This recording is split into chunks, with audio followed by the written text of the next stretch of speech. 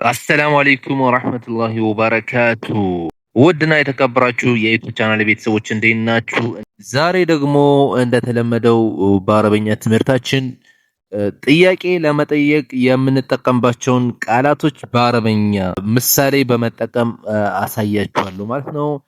ቪዲዮውን እስከመጨረሻው መከታተል ብቻ ነው ከእናንተ የሚጠበቀው። እንዲሁም ለዩቲዩብ ቻናል አዲስ ከሆናችሁ ዩቲዩብ ቻናል ሰብስክራይብ በማድረግ ይህን ቪዲዮም ለብዙ ሰዎች እንዲደርስ ላይክ በማድረግ የዛሬውን ትምህርት እንጀምራለን ማለት ነው። ቀጥታ ወደ ትምህርቱ እናልፋለን። ምን የምትለዋን ጥያቄ መጠየቂያዎች ስናይ ምን ኤሽ ምን ማለት ኤሽ ማለት ነው። ኤሽ ኤሽ ኤሽ ኤሽ ዋት የምትለዋ ማለት ነው በእንግሊዘኛ ኤሽ ኤሽ ኤሽ ማለት ምን ማለት ነው። በምሳሌ እስኪ ተጠቅመን እንየው። ምሳሌ በመጠቀም እንየው እስኪ ኤሽ በሚለው ማለት ነው።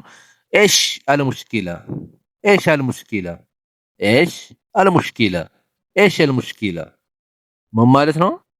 ችግሩ ምንድነው ለማለት ኤሽ አልሙሽኪላ ችግሩ ምንድነው ብሎ ለመጠየቅ ኤሽ ሙሽኪላ ኤሽ አልሙሽኪላ ኤሽ አልሙሽኪላ ኤሽ አልሙሽኪላ ዋት ኢዝ ዘ ፕሮብሌም ማለት ነው። ኤሽ አልሙሽኪላ ማለት ችግር የለም ለማለት ነው፣ ወይም ምንም ችግር የለም ለማለት ማፊ ሸይ ማፊ ሸይ ማፊ ሸይ ማፊ ሸይ ወይም ደግሞ ማፊ ሙሽኪላ ማፊ ሙሽኪላ ነቲንግ ወይም there is no problem ለማለት ነው። ማፊ ሙሽኪላ ማፊ ሸይ ወይም ማፊ ሙሽኪላ ማለት እንችላለን ማለት ነው።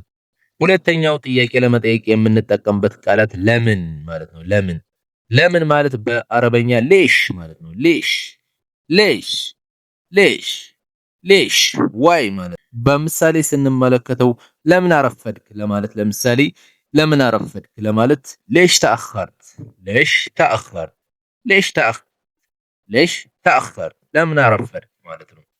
ያረፈድክበትን ምክንያት ለመናገር ደግሞ ለምሳሌ ጥሩ ስሜት አልተሰማኝም ነበር በዛ ምክንያት አረፈድኩ ለማለት ጥሩ ስሜት አልተሰማኝም ወይም ጥሩ ስሜት አይሰማኝም።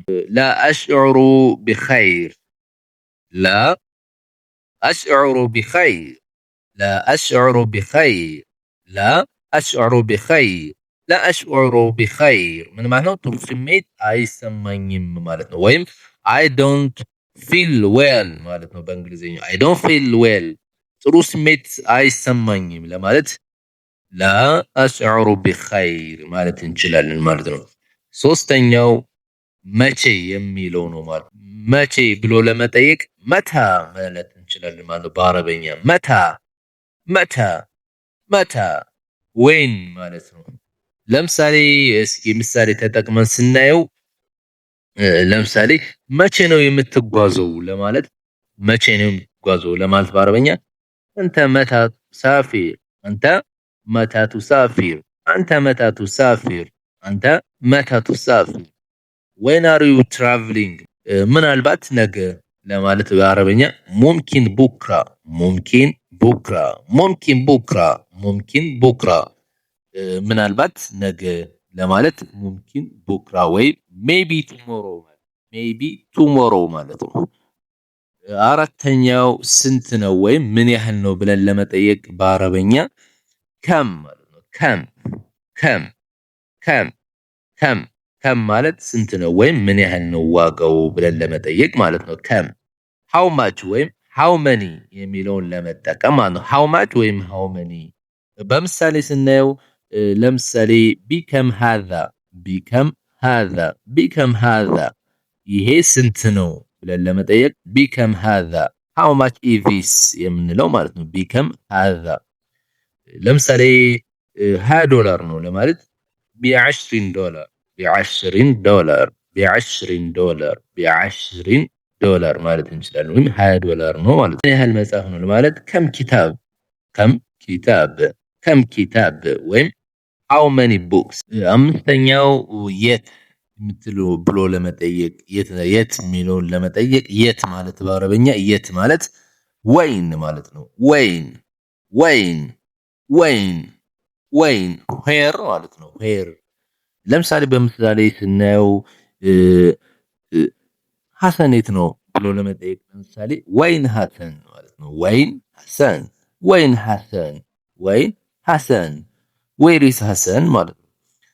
እየመጣ ነው ለማለት ሁወ ጃዕ ሁወ ጃይ ሁወ ጃዕ ሁወ ጃዕ ሁወ ጃዕ ሁወ ጃዕ ሂዝ ካሚንግ ወይም እሱ እየመጣ ነው ማለት ነው። ሁወ ጃዕ።